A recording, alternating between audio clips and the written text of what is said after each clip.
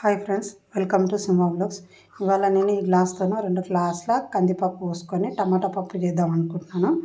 ఈ 2 గ్లాసులు పోసి పప్పు ఆల్రెడీ నేను నానబెట్టుకున్నాను. 2 సార్లు కడిగి నానబెట్టుకున్నాను. ఇప్పుడు ఈ వాటర్ కూడా పడేయాలి. ఇట్లా నానబెట్టడం వల్ల లాభం ఏంటి అంటే మన పప్పు తొందరగా ఉడుకుతుంది, ప్లస్ కొంచెం గ్యాస్ అన్నది రిలీజ్ అవుతుంది కాబట్టి అది వెళ్ళిపోవాలి. అందుకని వాటర్ వంపేసి మనము మళ్ళీ ఫ్రెష్ వాటర్ పెట్టుకొని ఒక 2 విజిల్స్ వచ్చిన దాకా పెట్టుకుందాము. నేను పప్పు వాటర్ వంపేసి ఈ గ్లాస్తోన గ్లాస్ సగం వాటర్ పోసినాను ఈ పప్పులోకి. చూడండి ఇప్పుడు ఎలా ఉందో, ఫ్రెష్గా ఉంది కదా. ఇప్పుడు ఈ పప్పులోకి నేను టమాటాలు కొన్ని తీసుకుంటున్నాను. టమాటాలు ఇట్లా ఉన్నాయి, బయట మార్కెట్లో నుంచి దుమ్ము ఉంటుంది కాబట్టి నేను వాటర్లో వేసి పెట్టుకున్నాను. ఇవి కడిగి ఇవన్నీ దీంట్లో వేసేసుకోవాలి.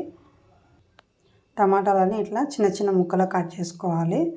ఈ తొడిమెలు ఇట్లా తీసేసిన ఈ విధంగా ఉన్నాయి, తీసేసి ఈ విధంగా చిన్న చిన్న ముక్కలుగా కట్ చేసుకోవాలి. ఇప్పుడు ఏమేమి వేసుకోవాలో చూపిస్తాను. ఇప్పుడు నానబెట్టిన పప్పులోకి టమాటాలు వేసుకుందాం.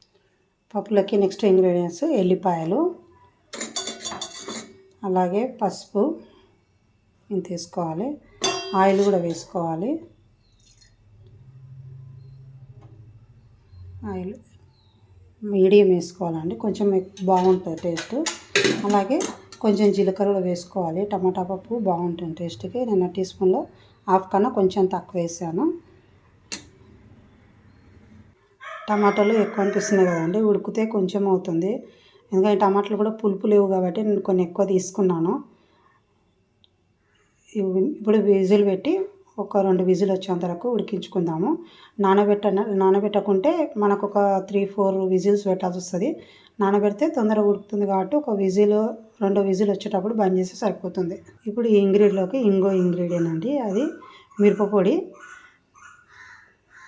ఇలా టీ స్పూన్తో 4 వేస్తున్నాను.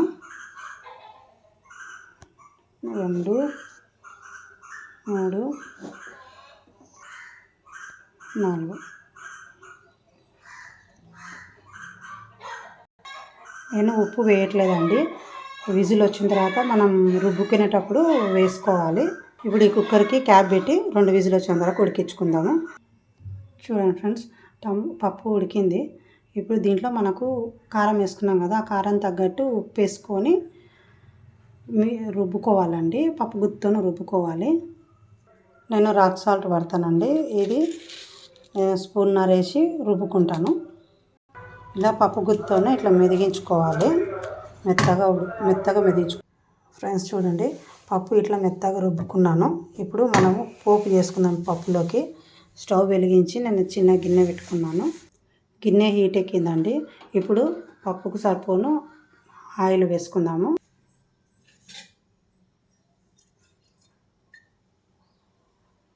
నేను ఈ స్పూన్తోనే 1 స్పూన్ వేసుకుంటున్నాను.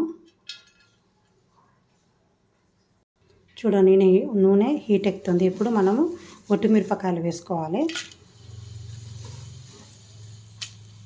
అవి కొంచెం గోలిన తర్వాత ఏమేమి వేయాలో చూపిస్తాను. మిరపకాయలు కొంచెం హీట్ వేగినాయి కదండి. ఇప్పుడు మనము ఆవాలు వేసుకుందాం, కొన్ని జీలకర్ర కొన్ని వేసుకుందాము. ఇప్పుడు కొంచెము కరివేపాకు వేసుకుందాము. దీంట్లోనే కచ్చపచ్చ దంచుకున్న ఎల్లిపాయ చిన్న చిన్న ముక్కలు వేసుకున్నాం. చూడండి దంచిపెట్టిన ఈ విధంగా దంచుకొని పోపులో ఎల్లిపాయ ముక్కలు ఇట్లా చిన్న చిన్న దంచినాం కదా, ఇవి వేసుకొని అవి గోల్డెన్ బ్రౌన్ వచ్చిందాకా వేయించుకోవాలండి. కొంచెం పసుపు కూడా వేసుకుందాము. ఎల్లిపాయలు గోల్డెన్ బ్రౌన్ వచ్చినాయి కదా, ఇప్పుడు పప్పులోకి ఈ పోపు స్టవ్ బంద్ చేసి పప్పులోకి వేసేసుకోవడమే. చూడండి పప్పులోకి వేసుకున్నాను. ఇది పైకి కింద మొత్తం మంచిగా కలిపితే ఈ పోపు అంతా పైకి మొత్తం పప్పులో మొత్తం కలుపుకోవాలి. కలుపుకొని ఉప్పు సరిపోయిందో చూసుకొని, ఉప్పు సరిపోకపోతే కొంచెం ఉప్పు వేసుకొని అన్నం వడ్డించుకొని తినడమే. అన్నంలోకి పప్పు మన చపాతీలోకి రొట్టెలోకి బాగుంటుంది. ఒకసారి నా స్టైల్లో ట్రై చేసి చూడండి. అలాగే సబ్స్క్రైబ్ చేసుకోండి, షేర్ చేయండి, కామెంట్ చేయండి, లైక్ చేయండి. అలాగే మీరు ఇచ్చే ఒక లైక్, సబ్స్క్రైబ్ మాకు ఎంతో మోటివేషన్ అవుతుంది. ఇంకా వంటలు వెరైటీ చేయాలని చిన్న ఆలోచన వస్తుంది కాబట్టి మీరు కూడా తప్పకుండా ట్రై చేసి చూసి ఎలా ఉందో కామెంట్ రూపంలో తెలియజేసి లైక్ చేయండి, సబ్స్క్రైబ్ చేయండి. బాయ్ అండి.